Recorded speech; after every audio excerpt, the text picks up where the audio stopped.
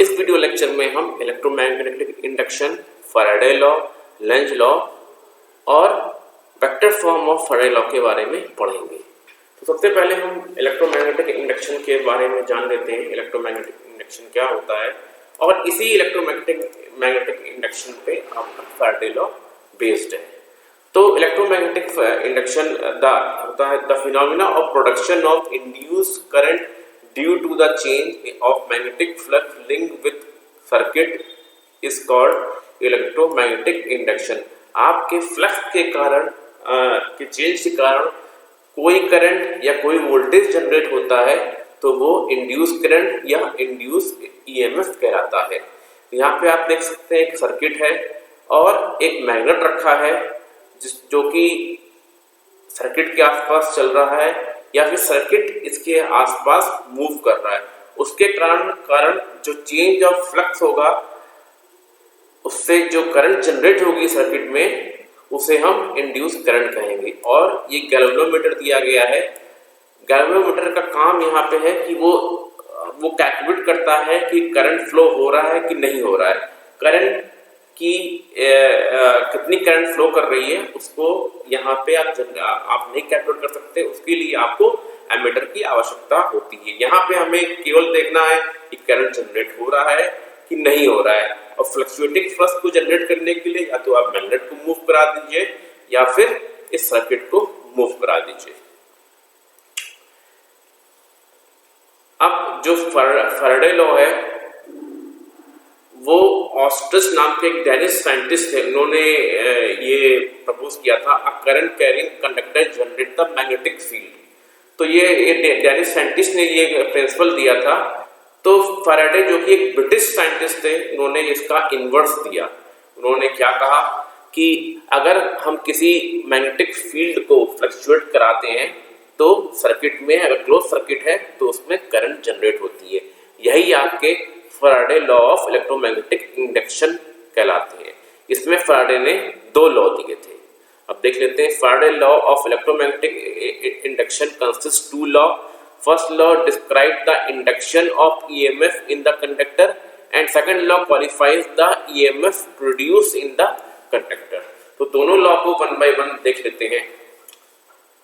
तो ये फैराडे का पहला लॉ रहा तो उसको पढ़ते हैं। Any change in the magnetic field means any change in magnetic flux of a coil of wire will cause an EMF to be induced in the coil.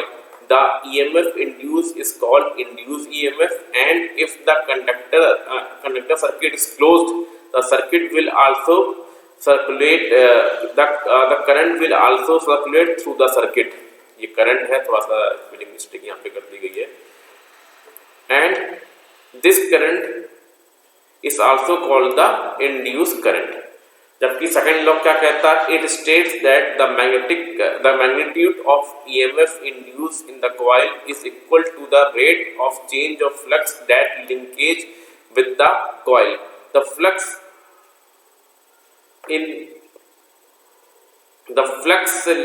linkage of the coil is the product of number of turns in the coil and the flux associated with the coil। तो EMF जो है, जो कि एक प्रकार का potential है, वो बराबर होता है minus N D phi upon D T. Phi आपका मैग्नेटिक फ्लक्स है, D phi upon D T पूरी ये चेंज इन मैग्नेटिक फ्लक्स है, एन आपका नंबर ऑफ टर्न्स है।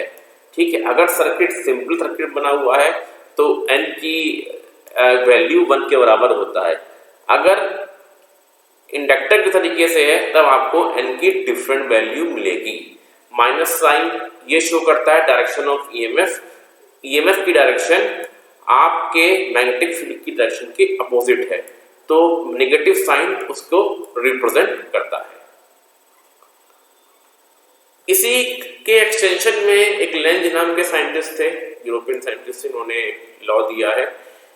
It states that the induced current produced in the circuit due to the change magnetic flux always flow in such direction that it opposes the cause that produce it। अब यहाँ पे क्या कह रहे हैं? जैसे अगर आपका नॉर्थ पोल है, यहाँ पे कोई परमानेंट मैग्नेट दिया हुआ है, इसका नॉर्थ पोल है, और ये फ्लक्स चेंज मीन्स आप इसको इसके पास में ला रहे हैं, तो यहाँ पे जो कॉइल है, कॉइल में जो करंट चेंज होगी या ईएमएफ चेंज होगा, तो ये उसका विरोध करेगा। विरोध कैसे करेगा? करंट की डायरेक्शन से। देखिए, अगर यह नॉर्थ पोल है, अगर हम उसको इसके करीब ला रहे हैं या हम सर्किट को इससे करीब ले जा रहे हैं, तब ये क्या होगा, यहाँ पे एक नॉर्थ पोल जनरेट होगा और यहाँ पे एक साउथ पोल जनरेट होगा। इन दोनों, जब नॉर्थ पोल और नॉर्थ पोल जनरेट होते हैं, दोनों आपस में एक दूसरे को विपरीत दिशा की तरफ धकेलते हैं, ठीक है। और जो करंट जो जनरेट होगी उसकी डायरेक्शन एंटी क्लॉकवाइज होगी। अब देखते हैं, अगर ये मैग्नेट या फिर कॉइल दोनों एक दूसरे से दूर जा रहे हैं, तब क्या होता है कि यहाँ पे आपका, जहां आपका ये नॉर्थ पोल बना हुआ है, यहाँ पे अब आपका साउथ पोल बन जाएगा और उल्टी तरफ यहाँ नॉर्थ पोल बन जाएगा।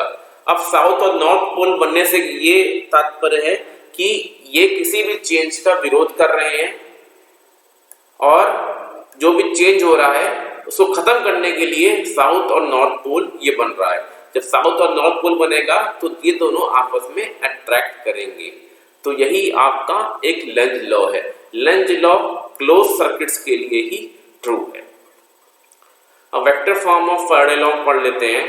अब जैसा कि फैराडे के सेकंड लॉ में पढ़ा था, इसमें हम सर्किट सिंपल ले रहे हैं, इसलिए यहाँ पे n को हमने कंफिगरेशन में नहीं लिया है, n = 1 लिया है। अगर नंबर ऑफ टर्न्स होंगे तो यहाँ पे आपको n भी कंसीडर में लेना पड़ेगा। तो हमने यहाँ पे कंसीडरेशन में नहीं लिया है n, तो इसलिए यहाँ पे इसकी वैल्यू 1 रखी गई है। तो फैराडे लॉ से आपको पता है, जो इंड्यूस ईएमएफ है एक प्रकार का पोटेंशियल है, तो E = -dφ/dt होता है, ठीक है। आपने मैग्नेटिक फ्लक्स की परिभाषा से पढ़ा है, इसके पहले जो लेक्चर हुआ था उसमें मैग्नेटिक फ्लक्स का जो मैथमेटिकल फॉर्म है, magnetic flux ∅ surface integral of B.ds। अगर इसको आप ओपन करेंगे तो B.ds cos थीटा, तो जो B का एंगल है और सरफेस के परपेंडिकुलर के बीच का जो एंगल है वो थीटा कहलाता है।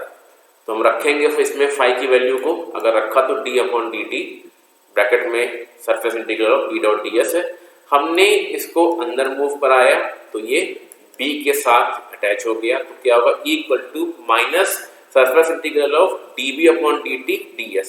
अब एक और चीज है कि कहीं कहीं ये ∂B/dt लिखा होता है, कहीं dB/dt लिखा होता है।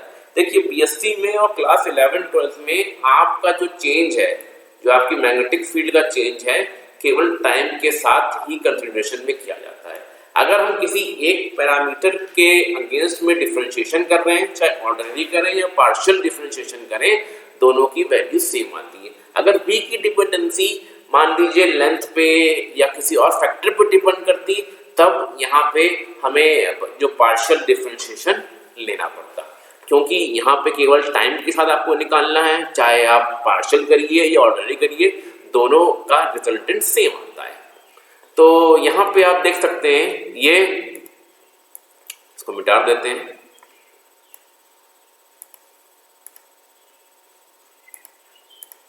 तो ये हमारी पहली इक्वेशन होगी, E = सरफेस इंटीग्रल ∂B/dt.ds। ये हमारी पहली इक्वेशन हो गई।